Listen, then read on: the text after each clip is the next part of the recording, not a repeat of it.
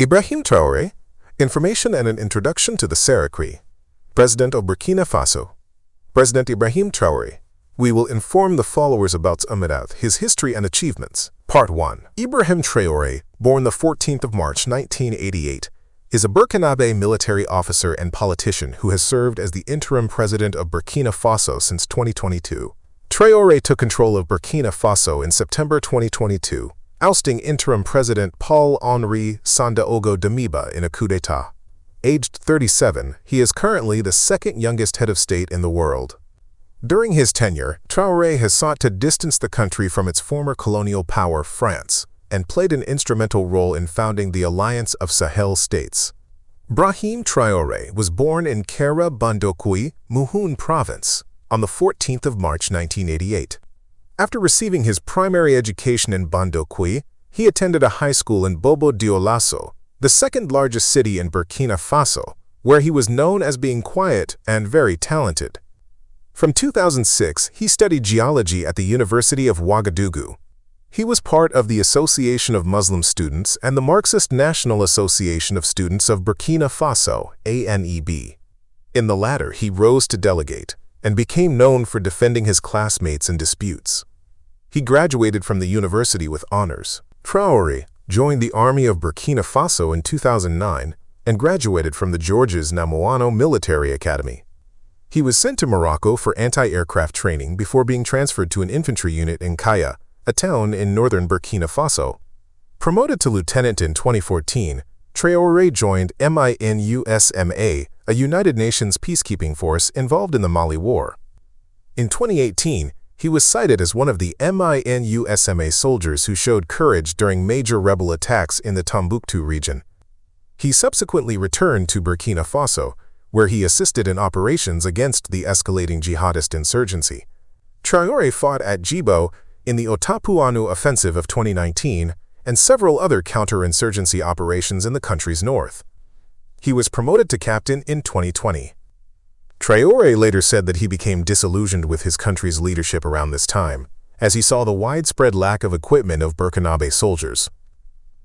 While politicians were handing out suitcases of money for bribery, he gradually became the spokesman for soldiers stationed in the north who were frustrated over their government.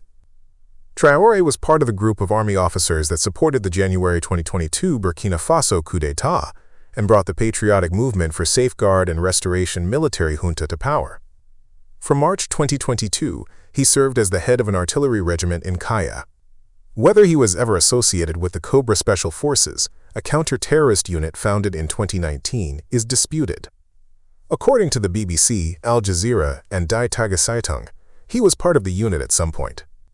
However, the news magazine Jeune Afrique stated that he was never associated with the Cobras. Many supporters of the January coup became dissatisfied with the performance of Paul-Henri Sandaogo Damiba, the junta's leader, regarding his inability to contain the jihadist insurgency. Traoré later said that he and other officers had tried to get Damiba to refocus on the rebellion but eventually opted to overthrow him as his ambitions were diverting away from what we set out to do. The dissatisfaction about the situation was highest among younger officers who fought against the rebels at the front lines. In addition, there were delays in pay for the Cobra troops. When the plotters launched their coup on the 30th of September, Traoré still held the rank of captain. The operation was carried out with support of the Cobra unit. In the direct aftermath of the coup, Traoré was chosen as the new head of the patriotic movement for safeguard and restoration. On the 6th of October, he also assumed the position of interim president as head of state, supreme head of the armed forces. He initially promised to hold democratic elections in July 2024. As president, Traoré has maintained the enigmatic and very formal behavior for which he had already been known prior to rising to power. He has kept a tight control on his communication while carefully trying to present himself primarily as a war leader. His presidency has also seen an increase of pro-government propaganda in Burkinabe traditional media and social media. Politically, Le Monde journalist Sophie Douce described Traoré as influenced by Marxism and Pan-Africanism. In spring 2023, Traoré questioned the planned restoration of democracy for 2024, stating that elections could not be held unless the insurgents were pushed back and the security situation had been improved. This statement reneged on the October 2022 promise he made in negotiations to secure the formal resignation of his deposed predecessor, Paul-Henri Sandaogo Damiba, to honor Damiba's pledge to the Economic Community of West African States, ECOWAS, to restore civilian rule in Burkina Faso in 2 years. On the 26th of September 2023, dissatisfied elements of the military again rose up and unsuccessfully attempted to overthrow Traoré. National consultations were held on 25 and the 26th of May 2024 to discuss the future of the transition in Burkina Faso. While participants included civil society representatives, most political parties boycotted the consultations. The result was the extension of Traoré's mandate for an additional 5 years while also allowing him to contest the next presidential elections. On the 6th of December 2024, Traoré dissolved his government and removed Tambela as prime minister. Later that month, the government issued pardons for 21 ex-military officers who had been convicted prior to Traoré's rise to power for their involvement in the 2015 Burkina Faso coup attempt. In April 2025, Traoré's government announced that it had prevented a planned coup attempt, which it accused the government of Côte d'Ivoire of backing. In November 2023, Burkina Faso's Council of Ministers approved the construction of the country's first gold refinery. This marked a significant development in Burkina Faso's gold sector, aiming to capitalize on the nation's growing gold mining industry. Traoré seeks to gain more control over its gold resources by refining gold domestically rather than exporting unrefined materials. This would increase government revenue and economic benefits from the gold sector. The refinery is set to create 100 new jobs and 5,000 new indirect jobs, with the refinery producing roughly 400 kilograms of gold daily. In February 2024, Traoré ordered the suspension of the issuance of export permits for small-scale private gold production, a move reportedly aimed at tackling illicit trade, which consists of smuggling gold abroad, avoiding taxes and regulations, and cleaning up the artisanal gold sector. This suspension aims to crack down on such activities and ensure that exported gold is properly documented and contributes to government revenue. The government hopes this suspension will establish a more formal and accountable system for exporting small-scale produced gold.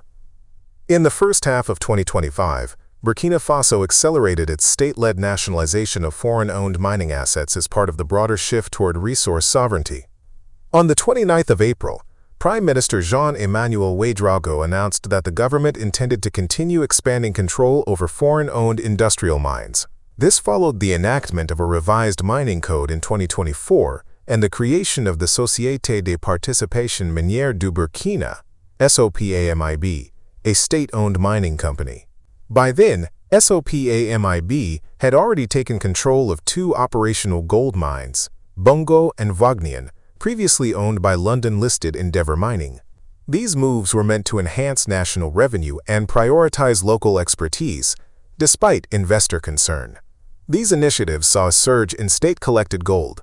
In 2024, state-controlled entities collected over 8 tons of gold, and in just the first quarter of 2025, more than 11 tons of gold were collected.